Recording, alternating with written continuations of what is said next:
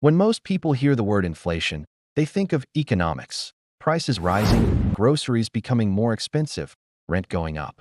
But inflation is not just an economic phenomenon.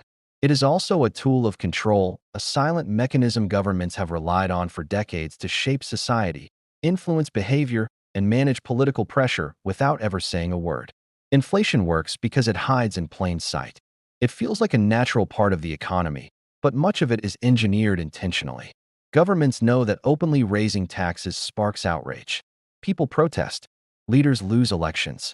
But inflation? Inflation acts like a stealth tax.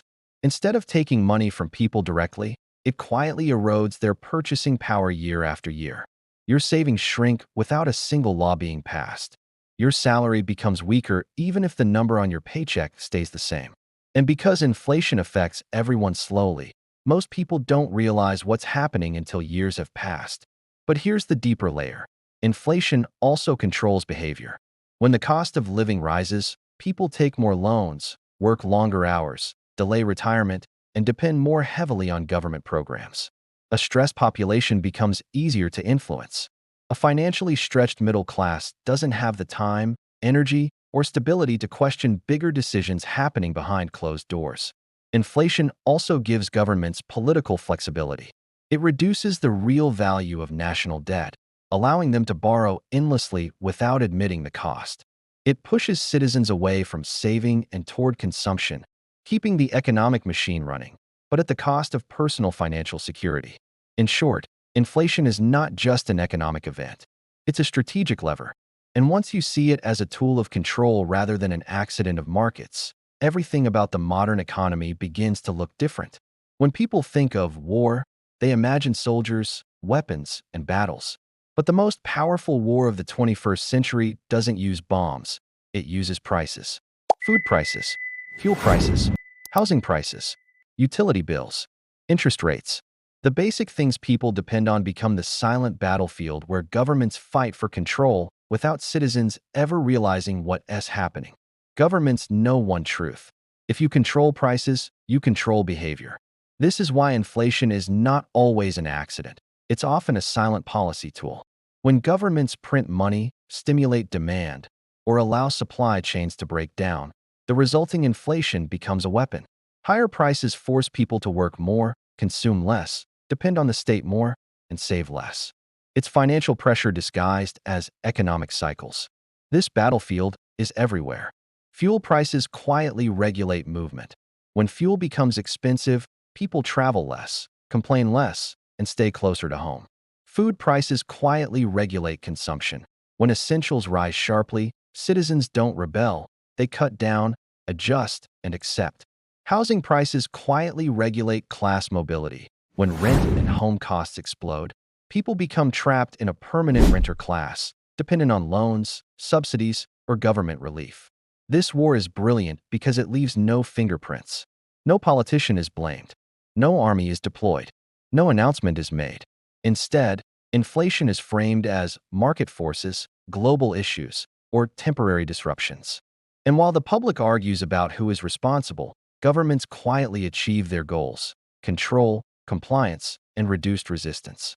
On this battlefield, the people always pay the price, literally. And the most dangerous part? Most of society has no idea a war is even being fought. Inflation is often described as a natural economic force. Prices rise, life goes on.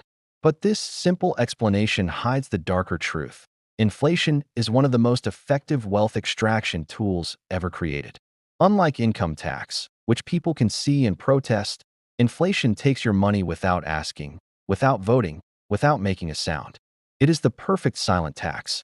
When governments print more money to fund deficits, bailouts, wars, or political promises, the total supply of currency increases, but the amount of real goods, real services, and real productivity does not.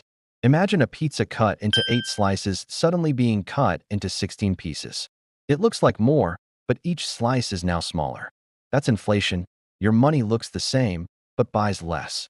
This mechanism quietly transfers wealth away from the public and toward governments, banks, and large asset holders. Why? Because those closest to the new money, governments, financial institutions, and the elite investor class, receive it before prices rise. They spend stronger dollars. Everyone else receives weaker dollars. By the time the new money trickles down to the average worker, the cost of fuel, food, housing, healthcare, and essentials has already surged. Salaries never catch up. Savings shrink. Retirement becomes harder. And people believe it's just the market. But inflation is not accidental. It is policy, a tool that allows debt to be repaid in devalued money, pushing the burden onto citizens without raising official taxes. It punishes savers, rewards borrowers, and quietly shifts economic power upward. Most people blame companies or greed for rising prices. But behind the scenes, inflation is the state's most efficient weapon for controlling society. One paycheck, one grocery bill, one shrinking dollar at a time.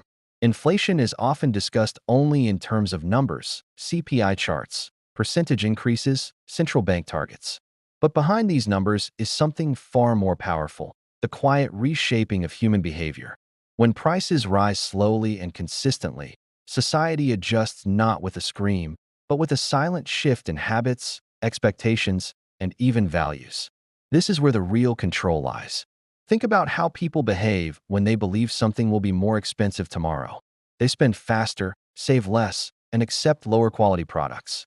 Governments and central banks understand this psychological pattern extremely well. When inflation becomes normal, you stop questioning why your money buys less. You simply adapt. You cut vacations, downgrade your groceries, rethink your dreams, and life adjusts downward without any protest. Over time, inflation trains society to accept scarcity as the new reality. You stop planning long-term because long-term money becomes unreliable. You stop saving because savings get destroyed. You stop questioning policies because you are too busy trying to maintain your lifestyle. This behavioral shift silently strengthens government control. A population living paycheck to paycheck cannot afford to dissent. Inflation also reshapes how people think about work. If everything is becoming expensive, people work longer hours, take extra jobs, and stay in careers they dislike simply to keep up. This increases economic dependency, another subtle but powerful form of control. And there's an even deeper layer. Inflation rewires norms between generations. What your parents could buy with one salary now takes two.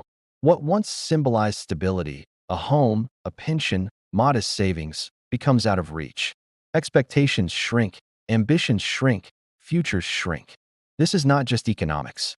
This is psychological engineering, slow, invisible, and incredibly effective. Inflation is not just an economic event, it is a psychological weapon. Governments and central banks have learned that if you control the cost of living, you can quietly influence how people think, behave, and make choices. This is what makes inflation far more dangerous than a simple rise in prices. It reshapes society without anyone realizing it. When inflation rises, people enter a state of survival mode. They stop thinking long-term. They stop taking risks. They stop saving. Their entire attention shifts to, how do I afford next month? This mental shift is powerful because people who are financially stressed are easier to manage, manipulate, and control. They become dependent on the government, on banks, on policies they would normally resist. Inflation also creates fear of missing out. When assets rise faster than wages, people rush to buy anything, homes, stocks, gold, crypto, because they are afraid of being left behind. This drives even more asset inflation, benefiting the wealthy while trapping the middle and lower classes in a cycle of chasing rising prices. Even consumer behavior changes. Brands shrink product sizes, people downgrade lifestyles, families delay marriage and children. Slowly, society adapts to a lower standard of living, but without protest, because each change feels small and incremental. This is the psychological battlefield of inflation. It's not about economics, it's about compliance. A financially stressed population is a controlled population, and that may be the real purpose behind the inflation war.